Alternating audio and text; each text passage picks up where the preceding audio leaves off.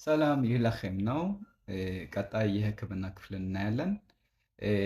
በባለፈው ጊዜ ስለ በሽታ አምጪ ተህዋሲያን አይተን ነበረ። አሁን ደግሞ በጣም ወሳኝ ወደ ሆነው ክፍል እንገባለን። ይሄ ወደ ሐኪም ሄደን ምን ምን ነገሮችን መንገር ይኖርብናል። ብዙ ጊዜ የሚፈጠሩ ችግሮች አሉ እና ተግባቦቱን ሊያሻክሩ የሚችሉ ማለትም የሐኪሙን እና የታካሚውን ተግባቦት በጣም ሊያዳክም የሚችል በጣም እንዲህ እንዲህ ተብሎ ሊዘረዘር የሚችል ጉዳይ አለ። ይህንን ነው የምናየው ዛሬ። አንድ እንደ ምሳሌ ያክል በቅርቡ ጊዜ ያየሁትን ልንገራችሁ። በዚሁ አንድ አባት ነበሩ እና መተው ሳል ነው የያዛቸው። ከዛ በኋላ ሲረፕ ብቻ ሰጡኝ አሉ እና ሽሮፕ ብቻ ነው የምፈልገው፣ ሌላ ነገር አልፈልግም፣ እኔ ጤነኛ ነኝ የሚል ማለት ነው። በባለፈው ጊዜ እንዳየነው ደግሞ በሽታ አምጪ ተህዋሲያንን መርምረን አይተን ካልሆነ በስተቀር እንደዚሁ ሳሉን ለማስታገስ ብቻ ብንሰጣቸው ይሄ ሕክምና ተብሎ አይጠራም ብለን ነበር። ስለዚህ ሕክምና ምንድን ነው ስንል ሕክምና ማለት የበሽታ ምልክት አንድ የተወሰነ የተሰማንን ችግር ተመርኩዞ ነገር ግን ያንን ሊያመጣ የሚችለውን አካል ለይቶ መረዳት ማለት ነው። ከዛ በኋላ ለዛ የሚገባውን መድኃኒት የሚገባው ከሆነ አለበለዚያ አስፈላጊውን እንክብካቤ የሚሰጥበት ደረጃ ላይ ስንሆን ያ የተሳካለት ህክምና ይባላል። በመጀመሪያ ሐኪሙ ከኛ የሚፈልገው ነገር ምንድን ነው? አንድ የበሽታ ምልክት የተሰማንን መቼ እንደተከሰተ፣ ከዛ በኋላ ስንት ጊዜው እንደሆነ ማለት ነው። ከዛ በኋላ ደግሞ ወደ ሌላ ቦታ የተሰራጨ መሆኑን የሄደ ለምሳሌ ህመም ከሆነ የህመሙ ስሜት ከተፈጠረበት ቦታ ወደ ሌላ ቦታ የሄደበት አጋጣሚ ነበረ ወይ? መቼም ሐኪሙ እንደኛ ታሞ አላየውም።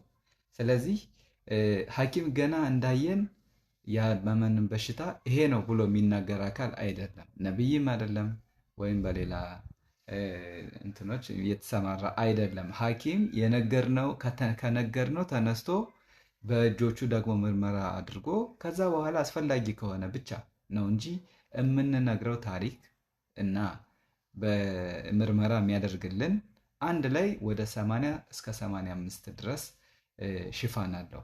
ይሄ የህክምናው 80-85 በመቶ የሚሆነው በሐኪሙ በእጁ ዳሶ በሚያደርገው እና ይሄ ግን አስቀድሞ ታካሚው በሚነግረው ታሪክ በመመርኮዝ ነው። ስለዚህ የታካሚው የሚናገረው ስለ በሽታ ምልክቱ እና ተያያዥ ጉዳዮች የሚናገረው ክፍል በጣም ወሳኙ ክፍል ነው በህክምና አሰጣጥ ላይ።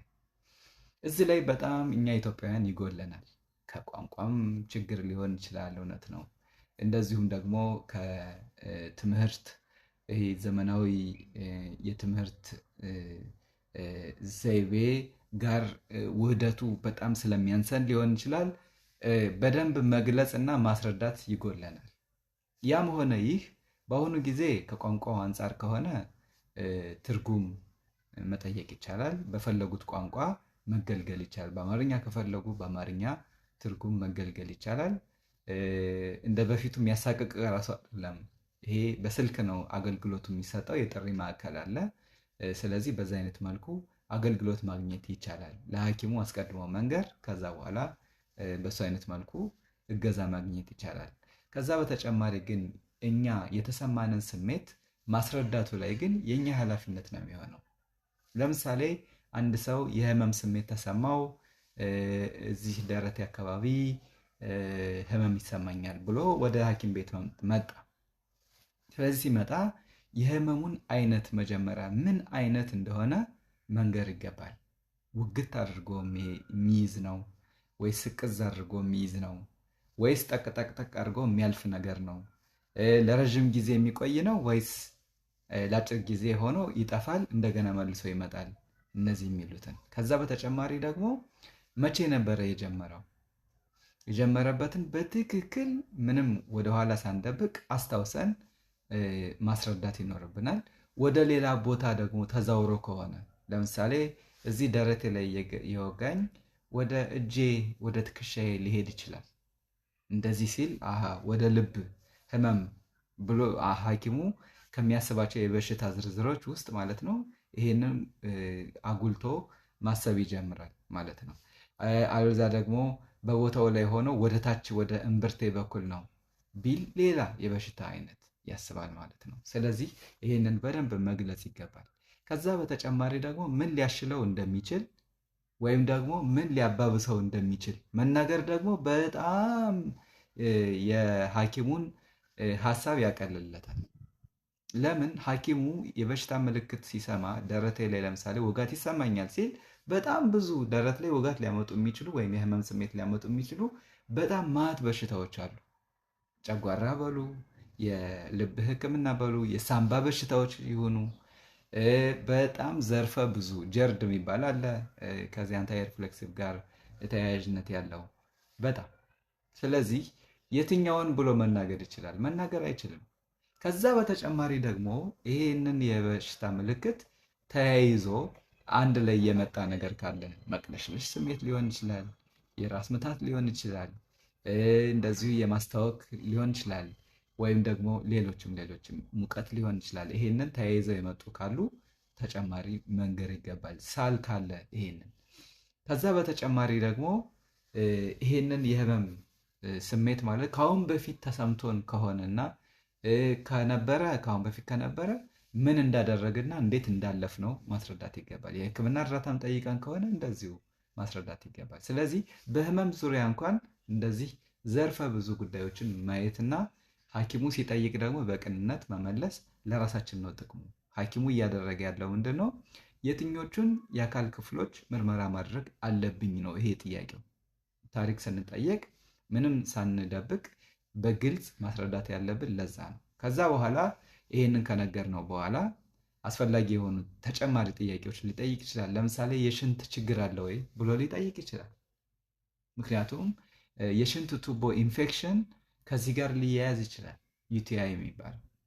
ከዛ ሌሎችም ሊጠይቅ ይችላል። የሚጠየቀውን ጥያቄ ቀደም እንዳልነው በአግባቡ ምላሽ መስጠት ይገባል። ከዛ በኋላ በእጁ ደግሞ መዳሰስ ያለበትም በልብ ማዳመጫ በተለያዩ የህክምና መሳሪያዎች ማለት ነው ማድረግ ያለበትን ምርመራ ይጀምራል። በምኑ መሰረት? ቅድም በታሪኩ ላይ ጠይቆ በተረዳው መሰረት አሁን የአካል ክፍሎች ማየት ያለብኝ አካል ክፍሎች እነዚህ ናቸው ብሎ መለየት ይጀምራል። ሳምባን ከሆነ ሳምባ፣ ልብን ከሆነ ልብን፣ እነዚህን ብሎ ይለያል ማለት ነው።